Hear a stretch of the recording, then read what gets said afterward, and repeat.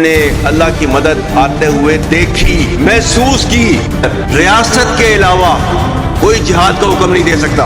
अतीउल्लाह व अतीउर रसूल व उलुल अम्री मिनकुम व यंसुरकुमुल्लाहु फला गालिब लकुम। जी हाँ दोस्तों, ये पाकिस्तान के आर्मी चीफ फील्ड मार्शल, या आप इन्हें ऐसे भी कह सकते हैं कि पाकिस्तान के मौलवी हैं, जो बेसिकली इमरान खान को भी पीछे छोड़ चुके हैं। यही कारण है कि पाकिस्तान के प्रधानमंत्री जहां जाते हैं इस मौलवी आसिम मुनीर को भी साथ लेकर जाते हैं, क्योंकि यहां पर ये डेवलपमेंट आज देखने को मिल रही है।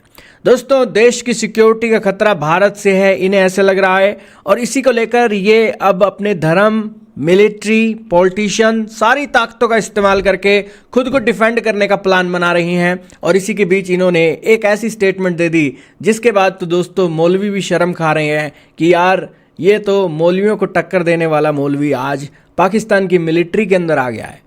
दोस्तों, मुल्ला मुनीर आए हैं और उन्होंने कहा है कि जब हमारी जो एयर डिफेंस सिस्टम थे, रडार थे, फेल हो गए थे, तब हमने डिवाइन इंटरवेंशन, अल्लाह की मदद आते हुए देखा, हमने उसको महसूस किया। अब ये मिलिट्री वालों ने महसूस किया क्योंकि उनकी जान बच गई, क्योंकि भारत पूरी ताकत से स्ट्राइक कर रहा था। ये तस्वीरें आप देखिए, ब्रह्मोस मिसाइलें फट रही थी, तो इस स्ट्राइक के बीच उन्हें डर रहा था कि कहीं कोई उन्हें टारगेट ना कर दे।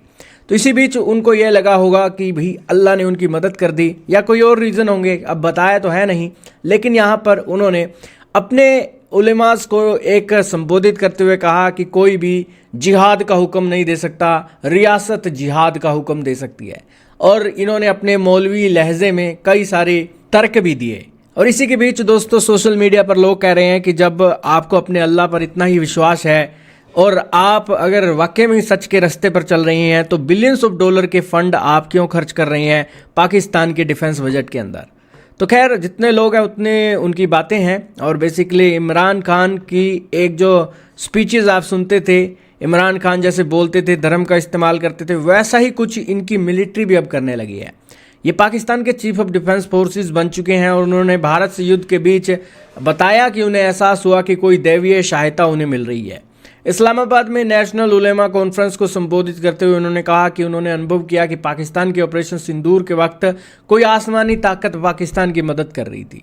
बार बार अपनी स्पीचेस के अंदर वो कुरान की आयतों का जिक्र कर रहे थे और 1400 साल पहले पैगंबर मोहम्मद के इस्लामिक राज से पाकिस्तान की तुलना कर रहे थे, जो अरब क्षेत्र में स्थापित किया गया था। मुनीर अपने भाषण में ये जो दुनिया भर में 57 इस्लामिक देश हैं और उसके ऊपर कह रहे हैं कि पाकिस्तान को खुदा ने खास नेमत बख्शी है पाकिस्तान के रूप में।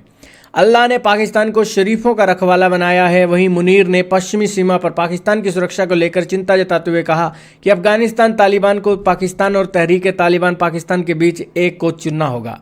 उन्होंने तो यहाँ पर यह भी स्टेटमेंट दे दी कि यहाँ पर वो मुसलमान नहीं है जो साथी मुसलमान का खून बहा रहा हो। खैर, ये बातें कोई मिलिट्री का चीफ बोले तो दोस्तों शोभा नहीं देती है, क्योंकि पाकिस्तान की फौजों ने कितने मुसलमानों का खून बहाया है जॉर्डन के अंदर जाकर, और बलूचिस्तान के अंदर कितने मुसलमानों का खून बहा है, खैबर पख्तूनख्वा में कितना खून बहा है, सोवियत इन्वेजन के समय कितने मुसलमानों का खून बहा है। तो ये बातें मिलिट्री का चीफ बोले, धर्म की बातें, तो दोस्तों ये शोभा नहीं देती हैं पाकिस्तान के मिलिट्री चीफ से। लेकिन किया भी क्या जाए, क्योंकि आजकल हर भारत के अंदर भी धर्म के नाम पर लीडर अपनी ताकत का इजाफा करते हैं, वैसे ही पाकिस्तान के लीडर भी कर रहे हैं और देख रहे हैं कि देखिए यहाँ पर धर्म युद्ध आने वाले समय में हो सकता है।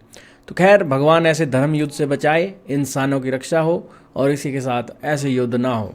आपका क्या मानना है, कमेंट में बताइए।